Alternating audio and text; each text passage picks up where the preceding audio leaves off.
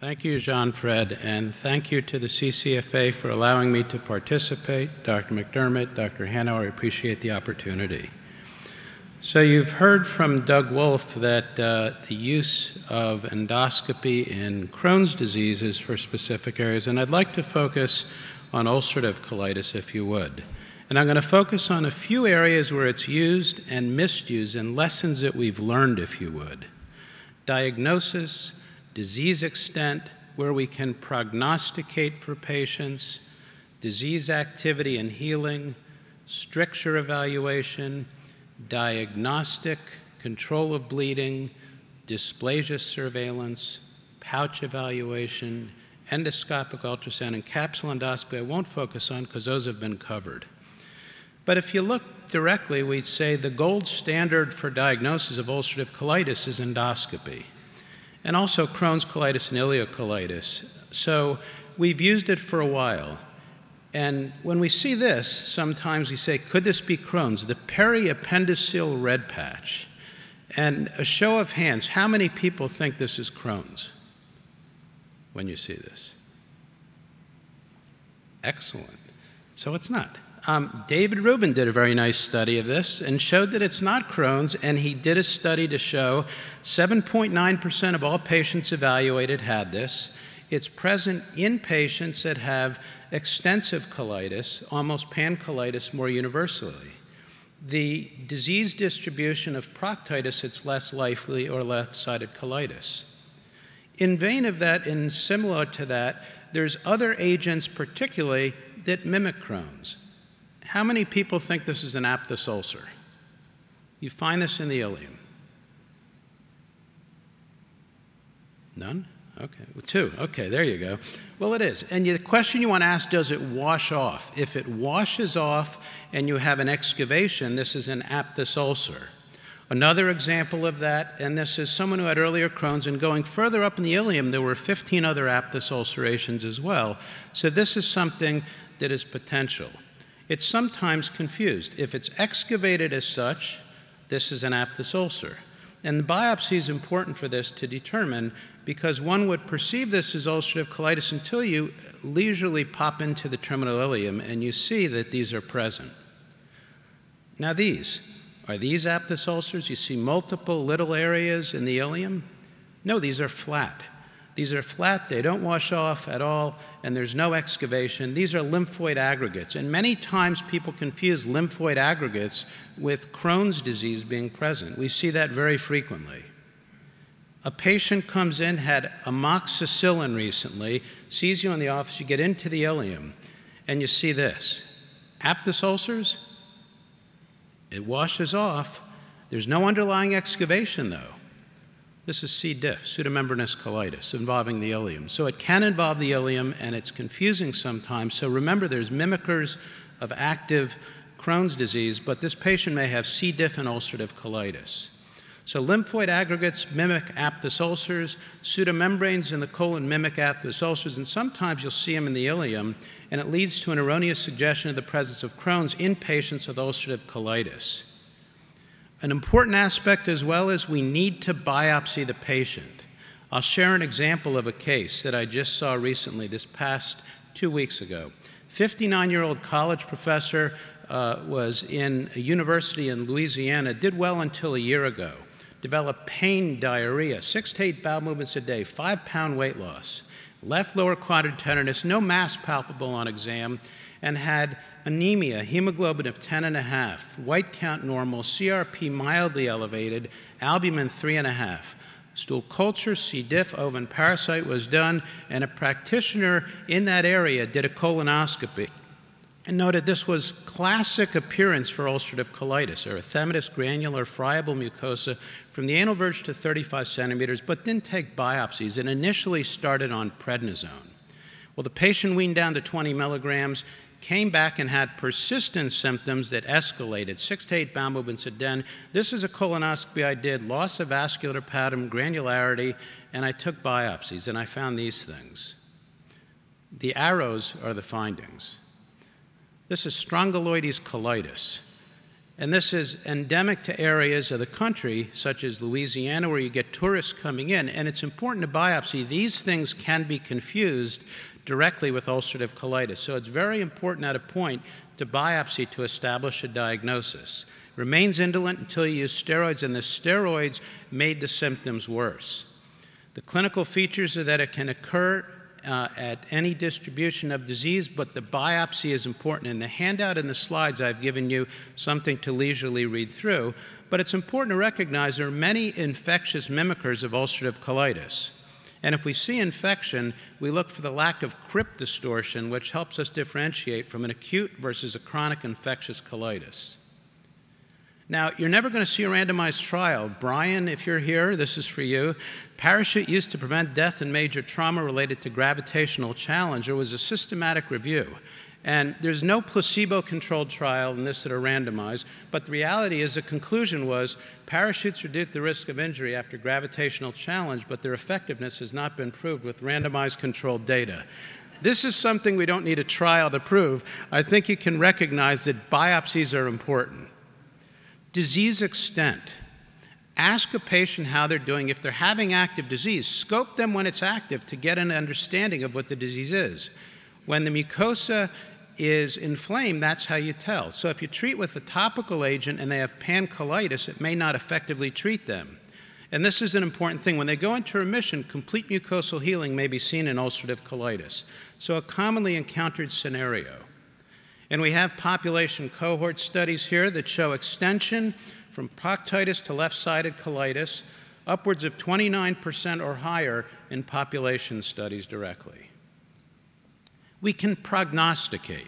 We look at the histology to predict the future. Mucosal healing gives us a lower colectomy rate. We have very good utility with colonoscopy.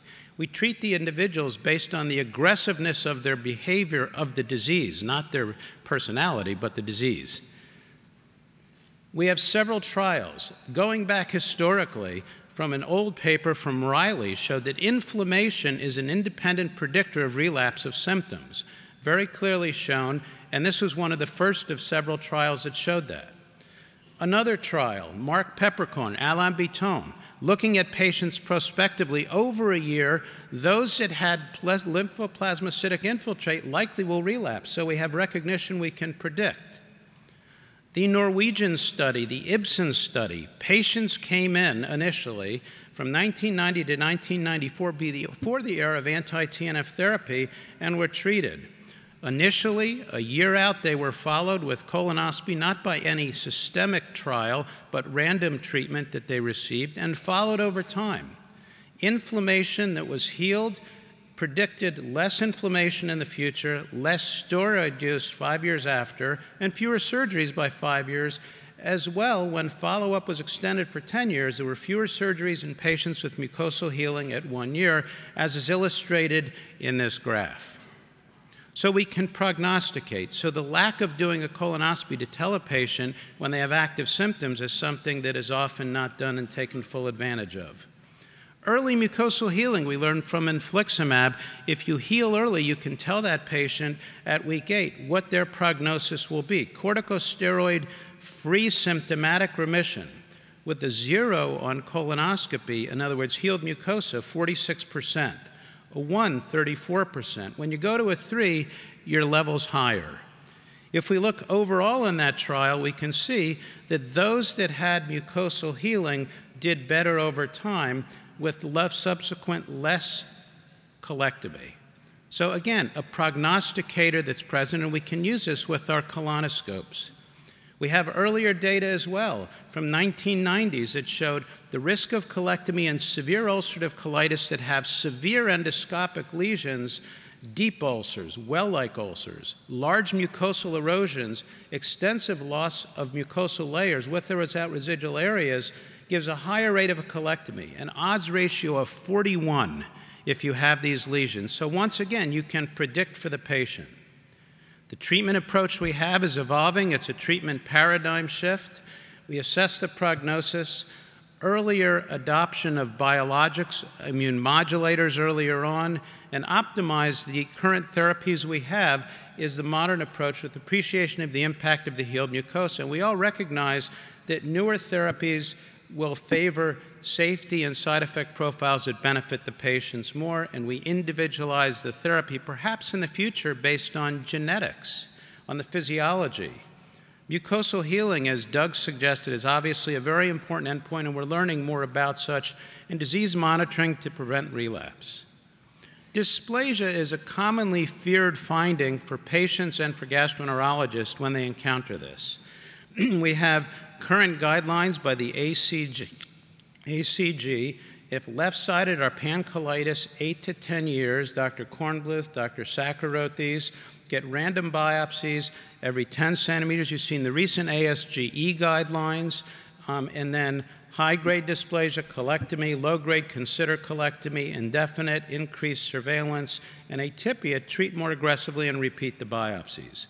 Most dysplasia is flat as a myth. Most of it is raised. And there's several studies that have looked at this. We recognize that the surface area of the colon is large. The ability to sample this, we need at least 33 jumbo biopsies, not small biopsies, but jumbo biopsies based on the data from Seattle. And it samples only 0.05 to 0.1%. The 95% confidence interval for dysplasia is 56 jumbo biopsies. For cancer is 64, but 33 for dysplasia with a 90%, and those are the numbers we go for. So if you look at the studies we have, invisible dysplasia is present and is indistinguishable from the surrounding mucosa. So we still do the biopsies to look for this. Not every patient has raised dysplasia as of yet. And if we see a DOM lesion, that's an indication for a colectomy. The per-lesion sensitivity for optical colonoscopy in retrospective studies is anywhere from about 60 to 75% in that range. And the per-patient sensitivity is about 78 to 89. We have newer techniques that Doug touched upon that will likely change the way we do things, and these overlap with what he said. So inflammatory polyps, we look and we say, is it an inflammatory polyp? Well, we think it is. It looks like it. It's got an elongated appearance. But that large polyp on top there on the right, is that an inflammatory polyp? Not everyone can tell well. This clearly looks bad. It's a cancer. So what are the features we looked at? Central umbilication. These are predictors of malignancy. Is the polyp hard, firm when you put the head and push the biopsy or the snares out? Are there satellite lesions present surrounding this? Is it an irregular surface contour? Is there a focal ulceration as completely ulcerated as opposed to completely ulcerated? And these are predictors, and very broad-based stalks are often finders that have been found, although there's no controlled data. Chromoendoscopy, it's been used, and it's not yet mainstream for every patient, but it improves our ability to detect lesions, the full extent of the lesions, and I'm going to show some videos on that, and to differentiate neoplastic from non-neoplastic. And Ralph Kieslich did a very nice meta-analysis, if you would, and published this as a review recently, showing we can detect better the number of lesions that are dysplastic in patients with ulcerative colitis. And the recent studies as of 2012 are listed here in the handout. So just to review, it's clearly better for detection. We can also look at the mucosa and detect what it is. A modified Kudo criteria has been used, and this is in your handout. Number 1 and 2, the normal or hyperplastic appearance, are not problematic, but it's 3, 4, and 5 that are the bad keepers. These are the ones we try to identify because these that represent dysplasia, villus adenomas, or cancers. And you can see here an example from a recent publication, indigo carmine before and after. And you can see this clearly brings out the polyp. So I'd like you to bring up the video, if you would, please. And for some reason, you cut off my slides, so if you could go back to the slides, that would be great. The first video. So this is a 65-year-old male, long-standing ulcerative colitis, treated with mesalamine and 6-MP, who had a flare-up 3 to 4 years ago, had every 2-year colonoscopy, and 2 small hyperplastic polyps in the cecum, and a 5 by 12 centimeter or 5 by 12 millimeter sessile sigmoid polyp was present. You can see it here on white light endoscopy, and was referred in for evaluation should this patient get a colectomy. So you can see here it's in the background, and this is relatively normal appearing mucosa. There was a spot or a tattoo was placed so we could localize this easily. What I'm going to do then is use narrowband imaging, is what you'll see soon, so you can see this small area, and then we'll show you what chromoendoscopy looks like in this, and you'll be surprised the finding on chromoendoscopy. It's more than meets the eye. And we use two techniques for chromoendoscopy. Either you can take indigo carmine or methylene blue, we mix it in the water jet, or use a spray catheter. And some of us do it differently each way. And if you have the catheter itself, it costs more than just putting in the water jet. So many just put it in. And here's narrowband imaging. It doesn't really help us in any way looking at the narrowband imaging in this particular region. But then we went ahead and sprayed some methylene blue. And this is an older video, and you'll see very shortly. We just sprayed it directly on, and I used the catheter just to bring out the point as opposed to otherwise, so it's more localized to this region. And then we'll suction out the material, and look at the polyp there. You can see how this is coming all the way back. So it's a 12-centimeter polypoid lesion is what it is. And this was completely missed endoscopically locally without the chroma, and I'll pull back and you'll see. Here, see the front there in the area? We don't have a pointer that works. And that's the polypoid area. It extends all the way back. And this was an adenoma with high-grade dysplasia. And the patient had a colectomy as a consequence of this. And if we could go to the next slide, then we'll terminate this video. And you look at the pit patterns it was in the chromoendoscopy, and this helps predict. 1 and 2 are on the left, and that's a classic example, and then 3, 4, and 5 are on the right. And you get an idea of the difference, and you have to look closely with high-resolution endoscopy to get an idea as to what it is that's present. Next slide, please. Next slide, please. So this is a video of another patient, did a chromo, 52-year-old, 25 years of ulcerative colitis, involved to the transverse colon, had no prior steroids. Last time over 20 years was on mesalamine and 6-MP in 2001. Surveillance showed a focus of low-grade dysplasia on random biopsy at 30 centimeters. And then a repeat colonoscopy with chromoendoscopy showed a 2.5-centimeter lesion at 30 centimeters with indistinct borders. It was felt to be unresectable and was referred in. So we said, we'll take a look, and this was, again, someone in the community who referred this patient. And this turned out to be an adenoma, sporadic adenoma. It was very distinct borders, easy to see. This is where we use the water jet just to squirt it in, and it works easily as well. And this was indigo carmine that was used for such.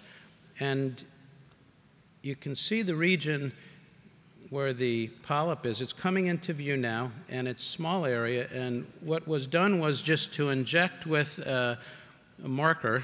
We inject it to raise the lesion, and then did endoscopic mucosal resection, is what you'll see was done. And I've moved it ahead just a little bit to show this patient had a sporadic adenoma and did not undergo a colectomy as was referred for. Our colorectal surgeon referred to me, and this is what I had done as a treatment of such. And you'll see the defects that were taken out. It's just taking out pieces at a time to be sure we got the whole area. There was an irregular margin, but it looked very benign in its appearance. It was perfectly circular in nature, and it turned out to be about a 2-centimeter lesion. And one can see the area coming up. It will be shortly. And we'll just take this piece out here. And here's the end result. So it was an area there just to be sure we got everything out. And there was no high-grade dysplasia, and this was a sporadic adenoma, and the patient did well. So I think to conclude a couple things that we have, the periappendiceal red spot is common in ulcerative colitis, and it doesn't really represent Crohn's. And I've taken select areas because to go through all things that are use and misuse of endoscopy is quite difficult in the time frame. Biopsy is important in diagnosis of ulcerative colitis, and also when someone was refractory as well, to look for CMV or other pathogens. Aphthous ulcers we can confuse with other entities, lymphoid aggregates, C. diff, so look carefully, try to suction off, use a biopsy forceps to see if there's an exudate, an underlying erosion, or an aphthous ulcer. And endoscopy can help differentiate the prognosis. Are there the severe endoscopic lesions? Is there mucosal healing early on? Is there steroid-free remission, and does a patient end up needing something such as a colectomy? I think the finding as well is most dysplasia is raised, not flat, and chromoendoscopy helps us better detect lesions. It improves the ability to detect the full extent of the lesions and to differentiate neoplastic from non-neoplastic. And the patterns on these polyps were very classically they were more the 2, if you would, so they were not things that looked like they were of concern. Thank you.